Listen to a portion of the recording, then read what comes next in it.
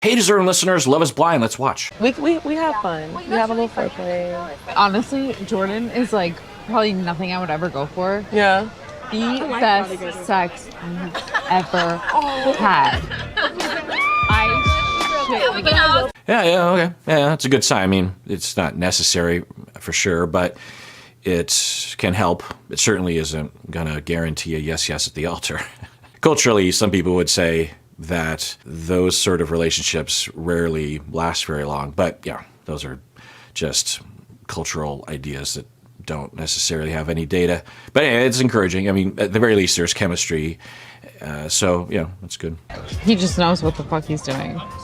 I love that for you. I love cheers, bitch. Okay, if we're speaking candidly, Joe and I have amazing sex. Oh, wow. That is the best. Oh my god. Danny, how was your sex? There's usually a conversation that they have. For some reason, I had forgotten that they will tend to, which, makes sense. I worry sometimes about people that haven't had sex because I think this is the second day. We're hearing from Madison that it's good in bed. There's something that her and Joe have had a good time, which is, it's great. There's something about the way Madison said it that seems, I don't know, notable. I don't know what to say about it. I do love a good man tush. Yeah. We're all probably having sex at the same time, which is what's crazy, brother. I haven't hit it yet. You're lying. Yeah? That's because she's waiting for marriage, right? She's waiting. You guys mess around, though? Oh, yeah. But she waiting to have, like, the real deep for sure. sex part. No, Okay. Yeah, all right. I don't know. I don't know what to think about it. So we haven't heard from Annie and Nick. It doesn't matter, but I'm just taking note. Allie and Anton, yes. KB and Edmund, no. Madison and Joe, yes. Megan and Jordan, yes. Annie and Nick, we haven't heard anything directly. Okay, this is very serious. But you haven't touched up on each other? Everything else? I mean, like... Everything else is like... If the passion is there, does it feel like so bad to wait? Does it feel natural? I'm telling y'all, I got a hit before marriage. Well, you have the rest of your life to hit once you're married. So, I mean, you should at least... Okay, so Edmund is saying, I got to hit it before marriage, and others are saying, so they're having a conversation. We don't know what the situation is between KB. The way it looks is that KB and Edmund just don't have any chemistry in person. Now maybe they do. I can't ever tell. I will always reference Chelsea and Kwame. I thought for sure they were going to be no at the altar, and they're yes, and they're still married today. So I can't really tell. But if I were to put money down on something, I would say that KB and Edmund are already basically done. Either no chemistry or differences in the way that they see gender or vibe or something. But right away, it didn't seem to be working. So if they are having some issues with their sexual planning pre-marriage, that factor could be all the factor, Like KB might say, well, if I was really into him, I would move a little quicker with that, or I don't know. We'll see what happens, I guess. The way that I would pay money for this interaction right now, I'm so happy. Oh, yeah. Oh, Edmund, Yo, Edmund, are you doing her feet? Cue the porn music. Yeah. I suppose you need sunscreen on your feet. Yeah. Yo, Edmund, you fucking dirty guy. No, I hate feet. They're not that cool. Oh, shit. Baby, that's sunscreen on there. You licked it. Please, I need KB and Edmund. Okay. We haven't seen this sort of thing before. I don't know if he is trying to prove something because he heard from the other guys that they're having sex, and he has said that he isn't yet, and he's okay with that for now, but he doesn't want to go too long without having sex. I don't know if they've had a conversation, KB and Edmund. It sounds like they haven't. So I think that's important, right? And yeah, I can't remember ever seeing a scene like this in Love Is Blind. Think about how you tell her, like, hey, I'm in, I love you, like, this is it. You know what I mean? I didn't get that. Homie tried to convince me in the last, like, 10 minutes. Yeah. Like, that's it? Yeah. We had 4 hours yesterday. Nah. You walked the fuck out. I'm out. Yeah. And, like, Nick did that for me. Like, he was, like, he came in, like, when Yeah, we're hearing more of the way in which Annie made the decision between Brendan and Nick, and it's consistent with what we saw before in that, and, you know, we've seen other cast members have this kind of criteria that they have two people and they're looking for passion, effort, love, intensity, and she chose the person who she thought had more intensity for her. But the way that she was framing it was, I am only choosing the person who wants to be with me. I'm not choosing the person that I want to be with. And she's still kind of framing it that way. Now, if that is accurate, which I'm sure there's a lot more nuance to it, even if that was in the ballpark, then that's not her fault. People don't want to lack a sense of who they are and what they want. People don't want to only do things that other people want them to do, right? There's a reason why people do that. So, and I suppose people would say, well, but you're still responsible for telling people that you might not be that into them. But the people who have this kind of, maybe colloquially we would call it like a people pleaser, other focused. In my world, we call it lack of differentiation or fusion or parentification, or there's just various different camps that we could talk about. But for people that have this, typically they don't have any insight in it. So they think that their sense of decision making is the same that everyone has, but it's not. I was like, so he shocked me. Like, he was it like, was so Annie, like, crazy. I'm like, It was so crazy. I was like, wait, and are you sure? oh my God. I just feel like I want to talk about Edmund and toxic masculinity and the lack of. I don't know, but I don't usually get a chance to talk about it. And Edmund is exhibiting a few more indicators of lack of toxic, what we would call positive masculinity. And he is serving his lady by rubbing her feet, right? It's an act of service. It's considered subservient, but it's not subservient if you are being a pleasing partner to your partner. If everyone's pleasing each other, there's no subserviency. But for toxic males, it will be seen that way, that you have to constantly be in control, and you would never service another, you would never service a woman, even your wife or your fiance. Yeah, there's various different versions of this. Obviously, toxic masculinity can take a lot of forms. Masculinity can take a lot of forms. So for some people, they might actually consider it a part of the toxic masculine mandate that they put hands on. There's various different nuances that we talk about. But anyway, so I just want to mention that. That's just another little sign.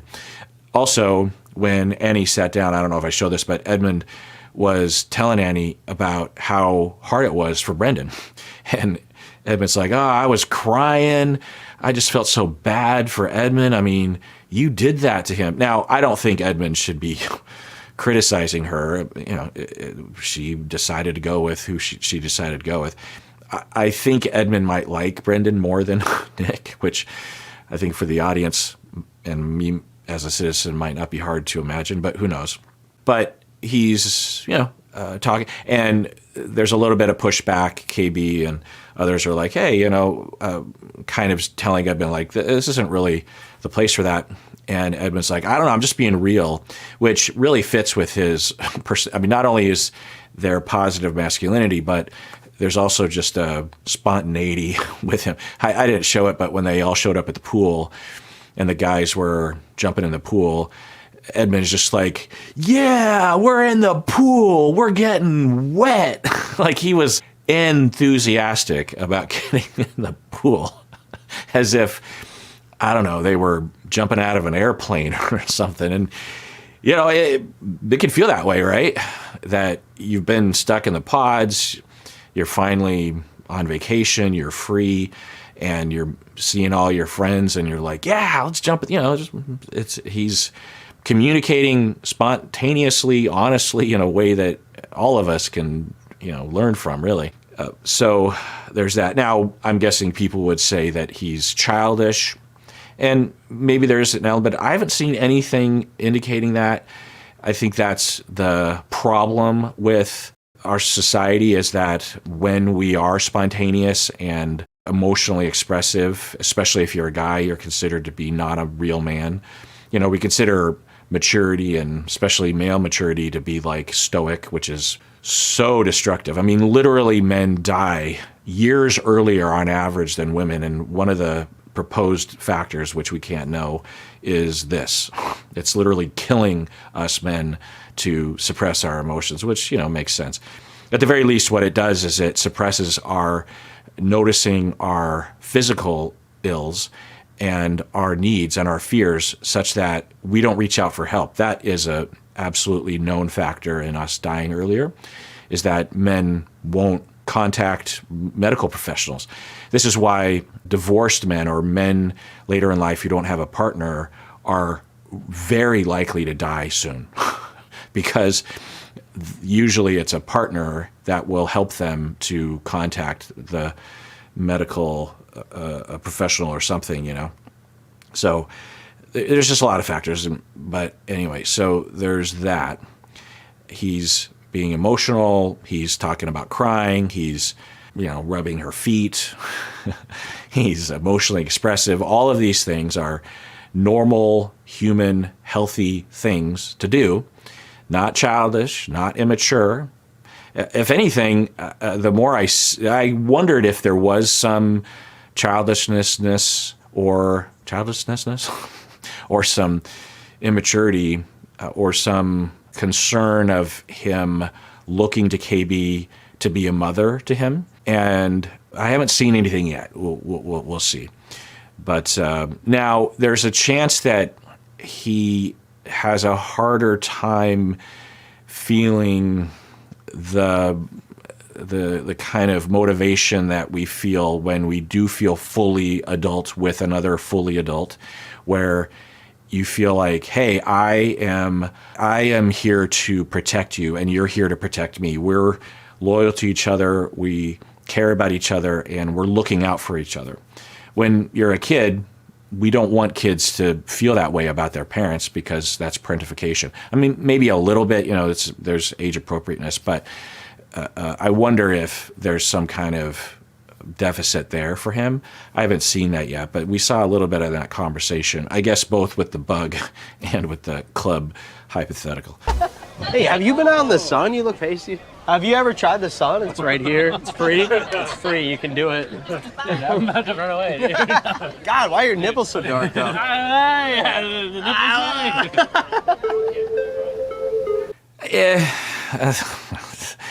They're drinking, they're excited, and they're talking, and you know, you put a microphone on really anyone of any age, but maybe particularly of this age, with some booze and some excitement. And also, you know, they know each other. The guys and the women know each other from the lounge, but, you know, they don't know each other that well. And you're going to hear some funny thing, you know, if you just cherry picked of all the conversations that are happening, there's going to be some odd moments. And but I guess on the reality TV side of things, or the relationship side of things, for the people, you know, they're seeing their partners socialize for the first time. They've in the pods, and then after the pods, they've had a night together. So they have those two contexts. But this is the first time that they've hung out with other people. So there's some revelations happening. By the way, she walked up to Joe and said, "Do I have tasteful underboob happening?" And he was like, "Oh, there's not that much there." It almost seemed like she was insulted that there wasn't more recognition of more underboob. I don't know. How do you have more salt on your nose? Let me get that for you, dude. Yeah, I don't know. I think the implication is that Joe is attracted to Jordan or something, talking about his nipples and wanting to lick off things off of his nose or something in the midst of having Madison right there kind of approaching Joe with some underboob talk stuff. So I don't know. I think Joe and others, but this is consistent with Joe, that he's a goofball and he is a jokester. So I think this is all just part of that. But I'm reminded, I haven't seen this or I haven't felt this way in a while, but I am now a little bit of just how, I don't know, unrelatable some of these guys are, which, it is not strange, but I say unrelatable because that's a nice way of saying that I don't really get their style of style of joking or their, I don't know, just something. Okay, well, I mean, we've seen more. Nick, there's been some things with Nick that have been in the direction of some hypotheses that I've already talked about. Jordan seems pretty relatable to me culturally to some extent. Joe, not so much. Edmund, I've already talked about him for a while. Anton, we still haven't seen much from him, actually. Anyway. Get it. Yeah, there you go. There you go. There you go. So you're here. Word to use. Holy shit, what is going on over here? Hey, I forgot you even existed. Oh, whoa. Anyway, what are we doing? Should we do another shot? Stop. The energy needs to stop, Joe. Yeah, my bad. Okay, I think what's happening is that the women are either noticing or they have talked, maybe even to Madison, and are worried about Madison's feelings and are starting to get annoyed with Joe, which, yeah, I could see that happening. I don't know. We're only seeing these little edits, but I'll just make note of that. It doesn't really matter. I wonder if something's happening with Madison. I don't know if I showed these little bits or talked about it yet. I don't think I have that. I think Madison has some insecurities. We all do, but I think hers are more intense seeming. She said, "I always feel like I'm not enough." And it was in the midst of talking with Joe one-on-one about attraction and about being a sexual object for Joe or something. And they're at this party, and earlier I said there was something that Madison said, the vibe that seemed notable. I'll include it in this, that we had Megan talking about how Jordan was the best sex she's ever had. And the way that Megan said it, it seemed like the way that people would share something that's, that just happened to them. For Megan, it just seemed like, I've been with other guys before, and Jordan isn't the sort of guy that I would normally go for, but my God, he really knows what he's doing. And the way the edit was, we don't know, but Madison, it just kind of seemed like she shoehorned in that she was having great sex with Joe as well. I can't know that, but it seemed like there was something going on the way that Madison said it. Now, it's possible that culturally for me, the way that Madison talks, it's of a certain kind of, how do I say this? I don't know. There's a certain way that she talks that not a lot of people around me talk like that. But that doesn't mean anything. It just means like it's just a different way of gabbing with people. And I mean that truly. Anyway, she approaches Joe and says, underboob stuff. And, the way it seemed was that she was just worried that she might be too much underboob or something. But I think it's also possible that she was looking for some attention from Joe. And Joe is being Mr. Goofball and talking about Jordan's dark nipples and stuff. And there's been a couple other things too. So I think there's a chance that Madison is starting to decompensate a little bit. It'd be fine if she was a little annoyed with Joe or just like, he's a goofball, because she hasn't seen this yet. We've seen it because in the lounge he was like this. Now, when they were in the pods, they goofed around a lot, Madison and Joe. So This isn't exactly new. But this is the first time where it's not like one-on-one, so I could imagine Madison just being like, ugh, I don't know if I like this is little. And are we going to hear the ick? Is that what we're going to hear? Which, you can have your preferences, but the ick, the concept, the philosophy, or the concept of the ick is not sound. But anyway, meaning that, there will be people saying that they have the ick, meaning that there's something ick about the person rather than them just saying, I don't know, there's just something about this person that just isn't working for me. Because that's all you can really say. You can't say the other, you can't diagnose the other. That's kind of what it is. It's a diagnosis of you have the ick, and I'm just having a normal reaction to this problem that you have. You know what I mean?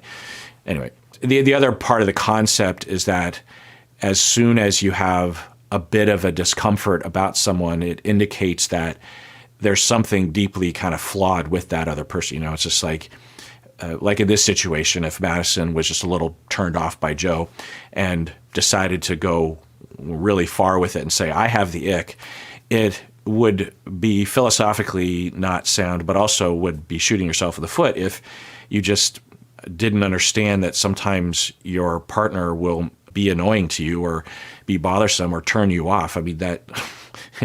it happens.